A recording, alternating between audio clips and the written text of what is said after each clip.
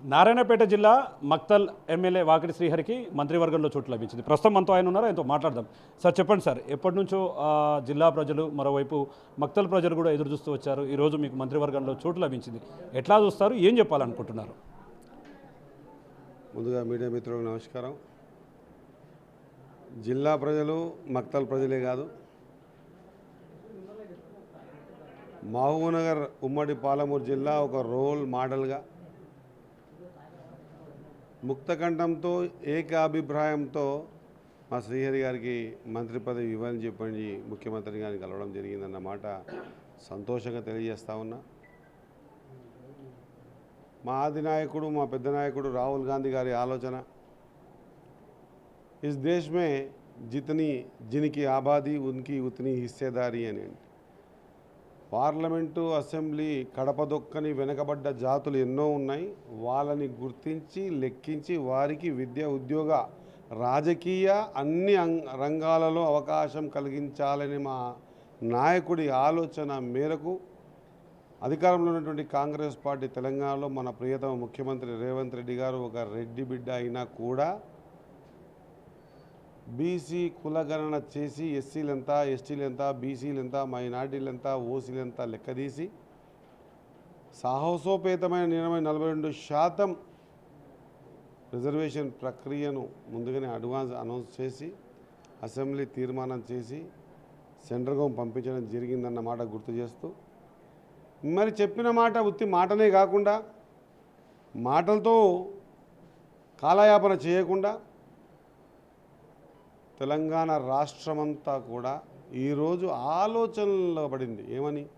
కాంగ్రెస్ పార్టీలో ఈ విధంగా సామాజిక న్యాయం జరుగుతుందా అనేటువంటి ఆలోచనకు ఒక రూపం దాల్చి ఈరోజు 3 మంత్రులను ఇస్తే కూడా మా సోదరుడు అడ్లు లక్ష్మణ్ కానివ్వండి, గడ్డం వివేక్ కానివ్వండి, నేను కానివ్వండి, వెనుకబడ్డ జాతులకు సంబంధించిన మేము మంత్రివర్గంలో చోటు సంపాదించుకోవడం ఇంత ఆషామాషి కాదు. మా మీడియా మిత్రులు మీకు కూడా తెలుసు.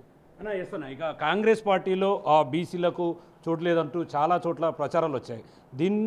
దానికి ఈరోజు మీకు మంత్రి పదవి ఇవ్వడం, దీని ద్వారా అటువంటి ప్రచారాలకు మీరేం చెప్పదలుచుకున్నారు? వాస్తవంగా కూడా మంత్రివర్గ విస్తరణ సెకండ్ టైం అనేది ఎంత క్లిష్టంగా ఉంటుందో మీ అందరికీ తెలుసు. ఈ క్లిష్టమైన పరిస్థితుల్లో ఏదైనా కొలిక్కి వస్తుందేమని ఆలోచించి రాకపోయినా కూడా ఇప్పటికే కాలాతీతమైంది. ఇవ్వాల్సింది మొత్తం ఒకసారి ఇద్దామంటే కుదరలేదు కాబట్టి వాళ్ళంతా పక్కబెట్టి ఇక ముందు బీసీలకు ఇద్దామని చెప్పి ఆలోచనతో ఇచ్చినటువంటి మల్లికార్జున ఖర్గే గారికి, రాహుల్ గాంధీ గారికి, సోనియా గాంధీ గారికి, కేసీ వేణుగోపాల్ గారికి, ప్రియాంక గాంధీ గారికి, మన ప్రియతమ నాయకులు ముఖ్యమంత్రి గారికి, మొత్తం మంత్రి మండలికి అందరికీ కూడా మక్తల్ నియోజకవర్గ ప్రజల ద్వారా, ఉమ్మడి పాలమూరు జిల్లాల ప్రజల ద్వారా, లేదా మొత్తం మొన్న కులగణలో ఎంత శాతం అని చెప్పినటువంటి 56% ఉన్నటువంటి బీసీ వర్గాలు, ఎస్సీ వర్గాలు, ఎస్టీ వర్గాల ద్వారా హృదయపూర్వక సాహసోపేతమైన నిర్ణయానికి మనస్ఫూర్తిగా ధన్యవాదాలు తెలియజేస్తా ఉన్నా. సరే, నువ్వు కామెంట్స్ చేయడం కామన్, కానీ ఒక మాట ఏంటంటే, నాలాంటి ఒక మామూలు కార్యకర్త కింద కౌన్సిలర్ స్థాయికించి అంచెలంచెలుగా పార్టీనే నమ్ముకొని పార్టీలో ఉన్నందుకు ఆ సామాన్య మామూలు కార్యకర్త కౌన్సిలర్ని కూడా తీసుకొచ్చి ఈరోజు మంత్రి మండలిలో కూర్చోబెట్టేటువంటి ఆలోచన విధానం ఈ దేశంలో ఏ పార్టీకైనా ఉంది అంటే అది కాంగ్రెస్ పార్టీకి ఉందని చెప్పేసి మరొకసారి రుజువైంది. దీని ద్వారా నేను ఈ వెనుకబడ్డ జాతుల్లో ఉన్నటువంటి మా సోదరులందరినీ కోరుతా ఉన్నా, దయచేసి మనమంతా ఏకం కావాలి. మనం ఏకం కావడం అంటే అగ్రవర్ణాల మీదనో ఇంకోరి మీదనో దాడులు చేయడం అని కాదు. మనం ఆలోచన పరంగా ఏకమై ఆర్థికంగా ఏ విధంగా బాగుపడాలనే ఆలోచనతో ముందుకు పోయి ప్రభుత్వంతో ద్వారా వచ్చే సంక్షేమ పథకాలను మనమందరం కూడా లబ్ధి చేకూర్చుకొని మన జీవన విధానంలో కొంత ఆర్థికంగా బాగా కావడానికి ప్రభుత్వం సీరియస్గా ఉంది అన్నమాట మరొక్కసారి ఈ 6 గ్యారంటీ స్కీములు కానీ ఇతరత చేస్తున్నటువంటి ప్రతి అంశం కానీ చెప్పినవి కానీ చెప్పనివి కానీ ఇన్ని చేస్తూ ఉంది. ఇప్పుడు మనం చెప్పాల్సినంత ఒకటే, ప్రభుత్వంలో ఈరోజు మా వాళ్ళు కూడా ఉన్నారు, మా వాళ్ళకు అవకాశం ఇచ్చిందని చెప్పేసి ఆలోచనతో ముందుకు వచ్చి ప్రభుత్వం ద్వారా లబ్ధి చేకూరే ప్రతి అంశాన్ని కూడా మీకు, మీ కుటుంబ సభ్యులకు అందరికీ కూడా వర్తించే విధంగా చూసుకోవాలని కోరుకుంటూ మీ అందరి తరఫున, ముఖ్యంగా మా మక్తల్ నియోజకవర్గం తరఫున, దాంట్లో మక్తల్ నియోజకవర్గం తరఫున మాకు ధన్యవాదాలు తెలియజేస్తా ఉన్నా ప్రభుత్వానికి, అధిష్టానానికి, అట్ ద సేమ్ టైం ఉమ్మడి పాలమూరు జిల్లాలోని అందరి ఎమ్మెల్యేలకు కూడా మా మక్తల్ నియోజకవర్గ ప్రజల తరఫున, వెనుకబడ్డ జాతుల తరఫున నా హృదయపూర్వక ధన్యవాదాలు తెలియజేసుకుంటూ ప్రభుత్వం ద్వారా ఇచ్చిన ఈ అవకాశాన్ని పూర్తి స్థాయిలో ఎక్కడ కూడా వాళ్ళ నమ్మకాన్ని వమ్ము చేయకుండా ఎస్ అన్న, అక్కడికి వస్తున్నాం. మంత్రికి ముందు, మంత్రిగా తర్వాత వాకిటి శ్రీహరి ఏం చేయబోతున్నారు, ఎలా ఉండబోతున్నారు అంటే ఏం చెప్తారు? మంత్రికి ముందు మంత్రికి తర్వాత కంటే నేను రాజకీయాల్లో మా నాయన లేడు, మా తాత లేడు, వార్డు కౌన్సిలర్ కూడా ఎవరు లేరు మా కుటుంబంలో. నేను కౌన్సిలర్కి ముందు, మినిస్టర్ తర్వాత. ఎక్కడ కూడా దినం మారింది, డేట్ మారింది, సంవత్సరం మారింది, నా వయసు మారింది తప్పించి నేను ఎక్కడ మారలేదు.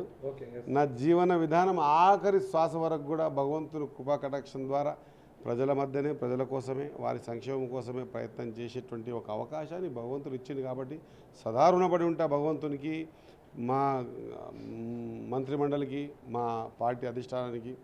సదైవ నేను ఆ రుణం తీర్చుకునే విధంగా పనిచేసి చూపించే ప్రయత్నం చేస్తానని తెలియజేస్తూ చివరగా అంటే రాష్ట్రంలో ఒకవైపు ముఖ్యమంత్రి మీ జిల్లావాసి, ఇక్కడి జిల్లావాసి, మరోవైపు జూపల్లి కృష్ణారావు, ముచ్చటగా ముగ్గురు మంత్రులు ఒక ముఖ్యమంత్రి అంటే ఓవరాల్గా ఆయన కలుపుకొని ఓవరాల్గా అభివృద్ధికి సంబంధించి ఎలా ముందడుగు వేయబోతున్నారంటే ఏం చెప్పబోతున్నారు, ఎట్లా ఏం సాధించబోతున్నారు?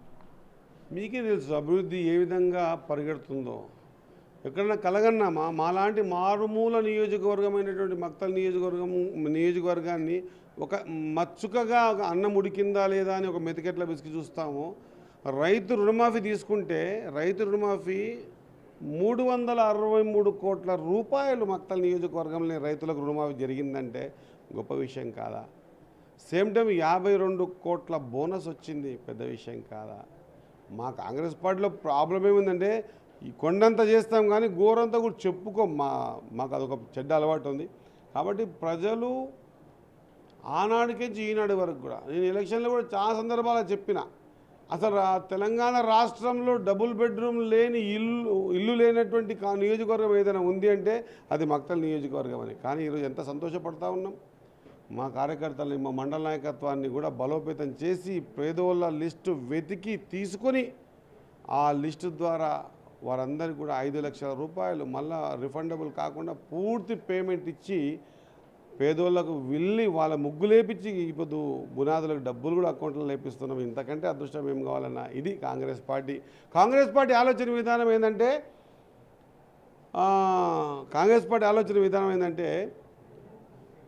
ఎన్నుకున్న నలుగురికి కాదు, లైన్లో నిలబడ్డ ఆఖరోనికి కూడా ప్రభుత్వ పథకాలను ఏ విధంగా ఇవ్వాలని ఆలోచన చేసే party Congress party. Thank you.